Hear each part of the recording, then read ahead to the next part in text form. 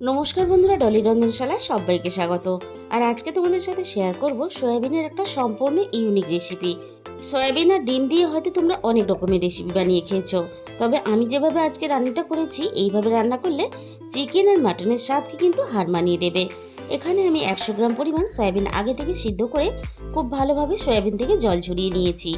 এবার আমি সয়াবিনগুলোকে ম্যারিনেট করে নেব। তাই প্রথমে আমি সয়াবিনের মধ্যে স্বাদ মতো লবণ দিয়ে দিলাম। আমি এখানে আর কিন্তু অন্য কোনো রকম মশলা দেব না। এবার আমি সয়াবিনের মধ্যে দিয়ে দেব ডিম। আগে থেকে আমি দুটো ডিম বাটির মধ্যে ফাটিয়ে নিয়েছিলাম। এবার এই ডিমগুলোকে দিয়ে দেব। ডিম আর সয়াবিনটাকে আমি খুব ভালোভাবে লবণ দিয়ে মেখে নেব। বন্ধুরা, রেসিপিটা শেষ পর্যন্ত দেখার জন্য তোমাদের কাছে আমার অনুরোধ রইল। তাহলে চলো রান্নাটা কিভাবে আমি করেছি সেটা তাহলে দেখে নেওয়া যাক। আমি এই রান্নাটা যেহেতু সাদা তেলে করবো, তাই আমি কড়াইয়ের মধ্যে প্রথমে সাদা তেল দিয়ে দিলাম। আমি রান্নাটা সাদা তেলে করছি, তোমরা চাইলে কিন্তু সর্ষের তেলেও করতে পারো। তেলটাকে প্রথমে খুব ভালোভাবে হাই হিটে কিন্তু গরম করে নিতে হবে। আর এইভাবে কিন্তু কড়াইয়ের চারিদিকে একটু লাগিয়ে দিতে হবে। এবার আমি সয়াবিনগুলো ভাজার জন্য তেলের মধ্যে দিয়ে দেবো। আর সয়াবিন অল্প অল্প করে নিয়ে এভাবে আমি তেলের মধ্যে ছড়িয়ে ছড়িয়ে দেবো, যাতে একটা সয়াবিনের সাথে আর একটা লেগে না যায়।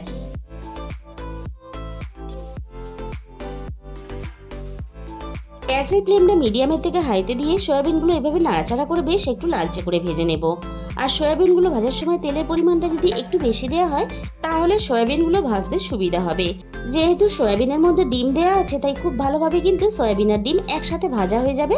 কড়াইয়ের গায়ে কিন্তু ডিমটা আটকে গিয়ে ডিমগুলো পুড়ে যাবে না, আর সয়াবিন থেকে ডিমটা খুলে আলাদা হয়ে যাবে না।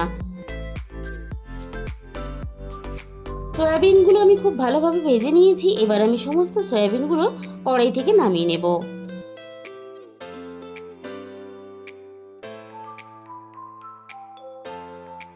ভাজা সয়াবিনগুলো আমি কড়াই থেকে নামিয়ে নিয়ে ওই একই তেলের মধ্যে আমি আবারও 2 চামচ পরিমাণ তেল দিয়ে দিলাম। যেহেতু সয়াবিন, তাই একটু মাংসর মতো করে তেল বেশি দিয়ে রান্না করলে তাহলে খেতে ভালো লাগবে।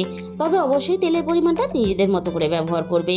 তেলের মধ্যে আমি ফোড়নে দিয়ে দিলাম গোটা জিরে, আর সাথে আমি দিয়ে দিলাম একটা মাঝারি সাইজের পেঁয়াজ কুচি। এবার আমি ফোড়নের সাথে পেঁয়াজটাকে নাড়াচাড়া করে হালকা একটু নরম করে ভেজে নেব। প্রথমেই আমি লালচে করে পেঁয়াজগুলোকে ভাজবো না।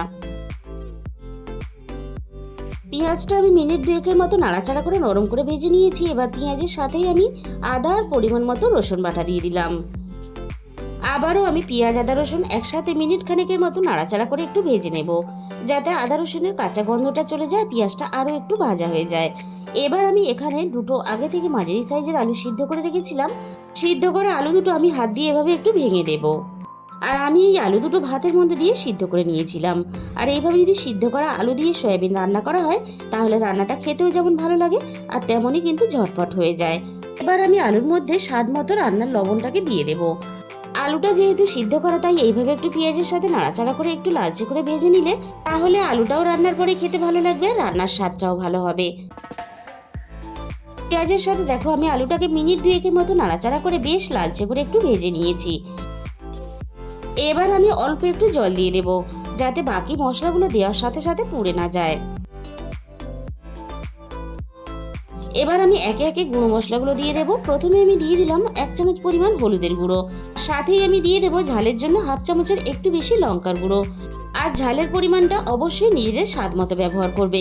আর দিয়ে দিলাম আমি এখানে 1 চামচ পরিমাণ ধনে গুঁড়ো, আর সাথেই আমি দিয়ে দেব 1/2 চামচ পরিমাণ জিরে গুঁড়ো। আর রান্নাতে কালারটা ভালো আসার জন্য আমি এখানে 1/2 চামচ পরিমাণ কাশ্মীরি লঙ্কার গুঁড়ো দিয়ে দিলাম। এবার আমি সবকিছুর সাথে মশলাটা নাড়াচাড়া করে খুব ভালোভাবে কষিয়ে নেব। মশলাটা কষানোর সাথে সাথে মশলার মধ্যে একটা শুকনো ভাব চলে আসছে, তাই আবারও আমি অল্প পরিমাণ জল দিয়ে দিলাম। আর এইভাবে অল্প অল্প জল দিয়েই আমি কিন্তু মশলা আর আলু সবকিছু একসাথে খুব ভালোভাবে কষিয়ে নেব।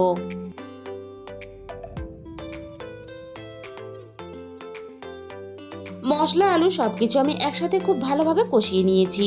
এবার আমি এখানে ছোট সাইজের একটা টমেটো কুচি দিয়ে দিলাম, আর সাথেই আমি 4 থেকে 5 কোয়া এইভাবে গোটা রসুন দিয়ে দিলাম। আর সাথেই আমি ঝালের জন্য আরো দুটো চেরা কাঁচা লঙ্কা দিয়ে দিলাম। ভাত বা রুটির সাথে তরকারিটা খাওয়ার সময় এই রসুনের কোয়াটা যদি একটু মেখে খাওয়া যায় তাহলে খেতে কিন্তু দারুণ লাগে।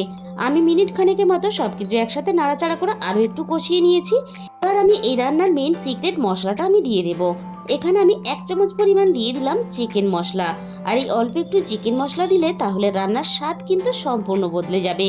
এবার আমি এখানে ভেজে রাখা সয়াবিনগুলো দিয়ে দিলাম।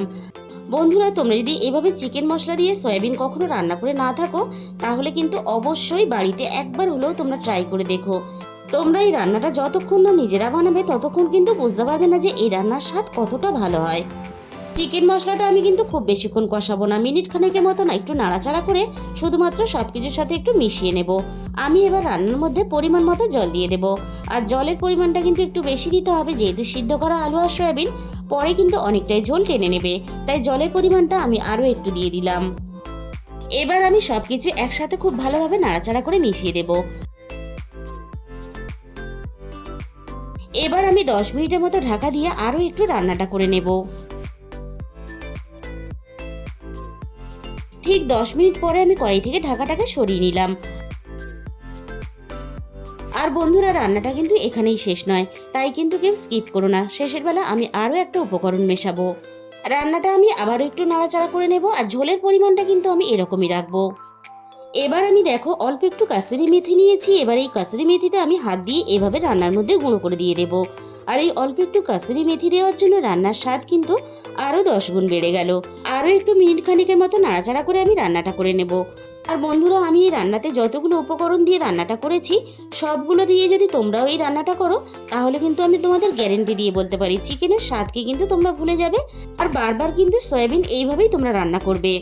তোমাদের খুব কাছে থেকে দেখিয়ে দিলাম, দেখো রান্নাটা দেখতে কতটা লোভনীয় হয়েছে।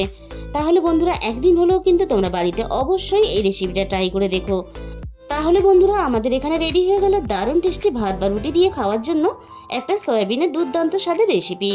তাহলে বন্ধুরা, আজকের এই রেসিপিটা ভালো লাগলে ভিডিওতে একটা লাইক করে দিও আর নিজেদের বন্ধুদের মধ্যে শেয়ার করে দিও। আর যে সমস্ত নতুন বন্ধুরা এখনো পর্যন্ত আমার চ্যানেলটাকে সাবস্ক্রাইব করোনি, এরকম নতুন নতুন রেসিপি পেতে আমার চ্যানেলটাকে সাবস্ক্রাইব করে পাশে থাকা বেল আইকনটা ক্লিক করে অল করে দিও। তাহলে আমি যখনই কোনো নতুন রেসিপি আপলোড করব সবার আগে তোমার কাছে পৌঁছে যাবে। আর তোমাদের মূল্যবান সময় দিয়ে আমার এই রেসিপিটা শেষ পর্যন্ত দেখার জন্য তোমাদের সবাইকে অসংখ্য ধন্যবাদ। আজকে তাহলে এই পর্যন্ত।